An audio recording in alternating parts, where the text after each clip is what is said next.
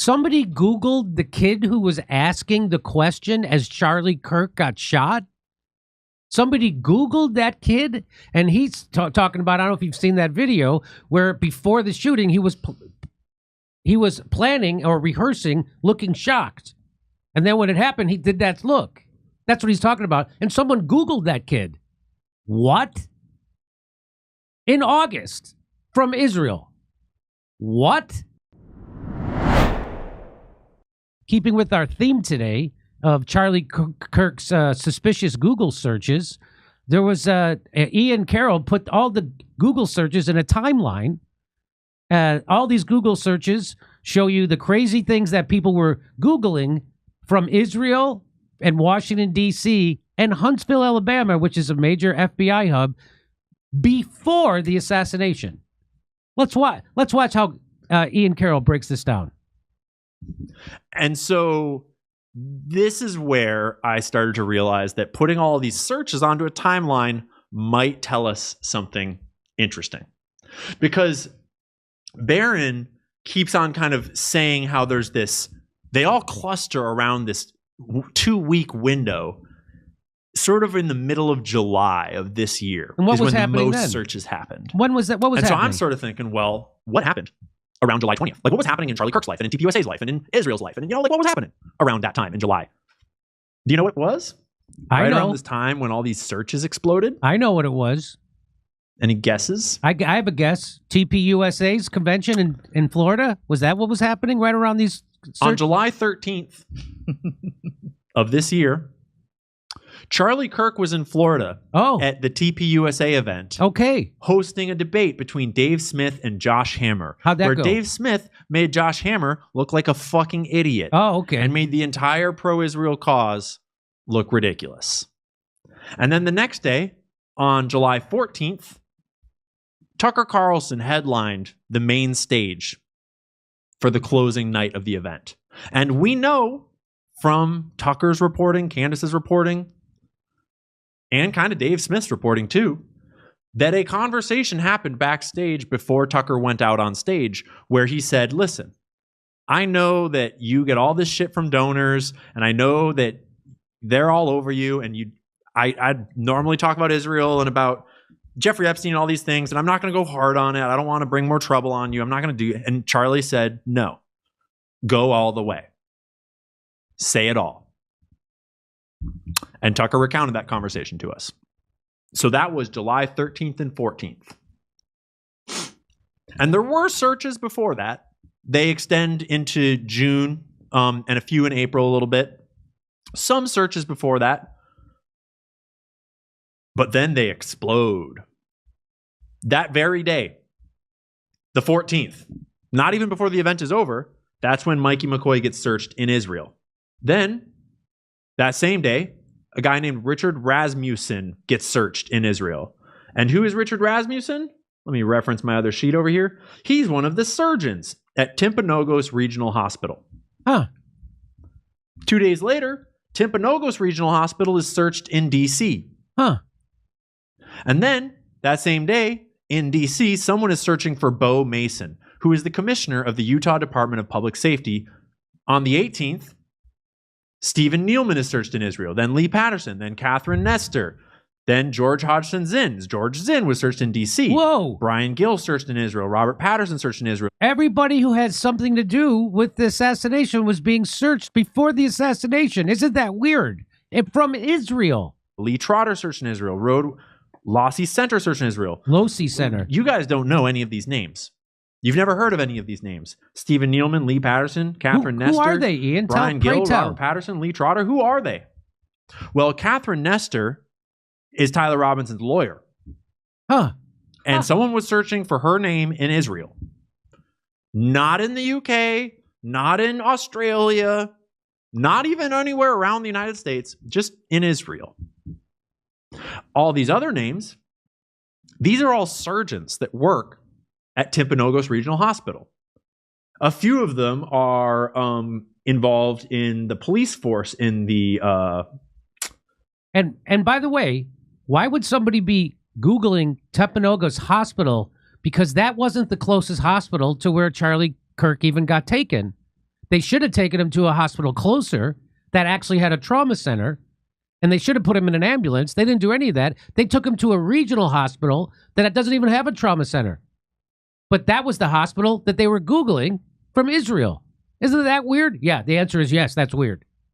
In the area of the shooting, Schaefer Security was searched in Israel, which is like maybe just noise because Schaefer Security wasn't actually Charlie's security outfit anymore. They'd stopped a long time ago. Hunter Kozak, the guy that asked the question when Charlie was shot, he was searched in Israel on August 3rd. Huh. That weird? That's weird. If you recall, we have video of Hunter Kozak apparently practicing his "oh shit" expression before the shooting happened. Somebody Googled the kid who was asking the question as Charlie Kirk got shot. Somebody Googled that kid, and he's talking about, I don't know if you've seen that video, where before the shooting, he was planning or rehearsing looking shocked. And then when it happened, he did that look. That's what he's talking about. And someone Googled that kid. What? In August from Israel. What? Okay. And then wait, what did you say, Kurt? Prophecy has come to pass. The prophecy has come to pass. Yeah, here we go. Very oh shit melodramatic at the moment of the shooting. But Hunter Kozak is actually part of an organization that is dedicated to trailing Charlie Kirk on campus tours and then trolling him in the questions from a left-wing perspective. Hunter Kozak is like opposition to Charlie official.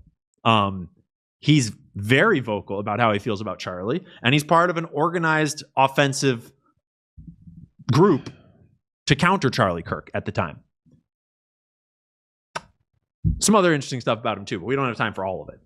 But what I'm trying to show you is that just so happens that this massive explosion in search trend data happens right after the TPUSA Florida event, where it becomes pretty apparent to a lot of Jewish donors that something's got to be done about Charlie Kirk. And it gets to all kinds of granularity, like Mikey McCoy's home address. And I misspelled Mikey here. I turned him into Mickey. But that's not the only home address that got searched. On September 7th. 2 days before. 3 days before the shooting. Guess what they Googled? Someone in Israel searched. Get this. W925S Street. Seems pretty specific. What street is that? That is a very specific search. What street is that? Tell me, Ian. Pray tell. Right? Yeah. What is that address? And I see in the chat, someone just said like 9 billion searches a day. Yeah. For fuck's sake. Yeah, but none of them are for this. No, only and one. We know that because when you look up W925S Street, look all over the country. Look at every jurisdiction. Look at other countries. Look all over the world and see how many Google searches are done for that exact order of letters and numbers. 0. How many digits are in your PIN for your debit card? 4. 4, right? Yeah. Because just 4 random numbers in a sequence is a fucking like uncrackable code. There's endless possibilities. But when you have letters and numbers and it's 1, 2, 3, 4, 5, 6, 7 characters long, that's an astronomically rare thing to search. And do you know what W925S Street is? Let me guess. Well, it's not Mikey McCoy's address, but it is where the gun was found. Like literally where the gun was found. It is this tiny stretch of road from about here to about here, which is like 1, 2, 3, 4, 5, 6, 7, maybe 8 houses. And the gun was found right here. 3 days before the shooting, someone halfway around the world is searching for an address in this little town in Utah. I mean, it's not a little town. It's attached to Salt Lake City. But bitch, please. Come on. And then on July 11th in the District of Columbia, someone searched 683 W925S Street. That's a pretty specific location. 683 is this house. Oh, whoa. That's the chicken coop That's- right there. That's where they found the gun. Whoa. What do you make of that, Ian? What? I mean, you make your own assessment. You decide for yourself if you want to give any credibility to all that. But I highly recommend that you go. That you go and check out, what's that guy's name? Barry Coleman? What was that guy's name? Oh, why am I doing Baron. It was Well, Baron. Baron. Baron. B-A-R-O-N. Baron. What's that, Kirk? Well, is it hard to replace Charlie Kirk? I'm gonna be Don Jr. right now. Yeah. I miss the old days when an assassination team knew how to pull off a coup without leaving their fingerprints throughout the crime scene. Yeah. The internet was invented by the deep state, and it turned around and bit them in their asses. Look at this. Isn't that something? That's the best part of it. And they found the gun right there where someone Google searched before the assassination. And if you don't have a problem with that, then you must be redoing the ballroom in your head. I call my head the White House. Whoa, is all I have to say to that. Whoa. Great job, Ian. Or Ian and Baron Coleman. Whoa. What do you make of that, Kurt? All those Google searches. They Google searched that hospital that nobody had ever heard of, that they weren't supposed to even take him to, yet they took him there. They Google searched all the doctors. They Google searched his lawyer, who wasn't his lawyer yet. They Google searched Tyler Robinson before somebody Google searched Tyler James Robinson from Washington, D.C. I think it's weird that no one has thought that people can search the Google trends before. I mean, I wouldn't have thought of it, but somebody did. Yeah, Baron Coleman did. Yeah, and also after I've seen it applied to all the shootings, that's really bad. Yeah. If you believe the establishment story about what happened to Charlie Kirk, I've got a bridge and a vaccine I'd like to sell you.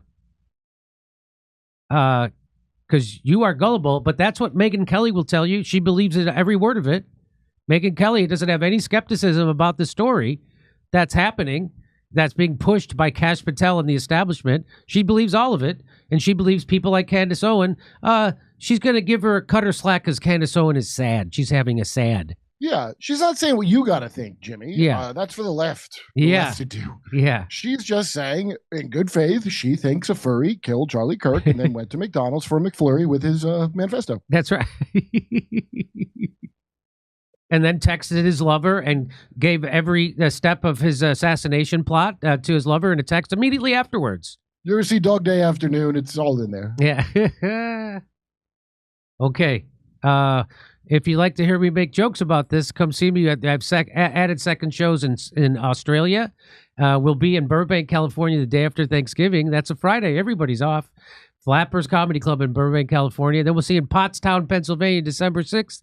January 11th, we'll be in Waikiki. Go to jimmydore.com for a link for all those tickets. The Waikiki ticket link going to be coming soon. Come see us in Australia. Second show's added in Melbourne, Sydney, and Brisbane. We'll see you in Burbank, California the day after Thanksgiving. It's a Friday. And then Pottstown, Pennsylvania, December 6th. Plus, January 11th, we're going to be in Waikiki at the Blue Note. Tickets not available yet for them, but go to jimmydore.com for a link for all the other tickets.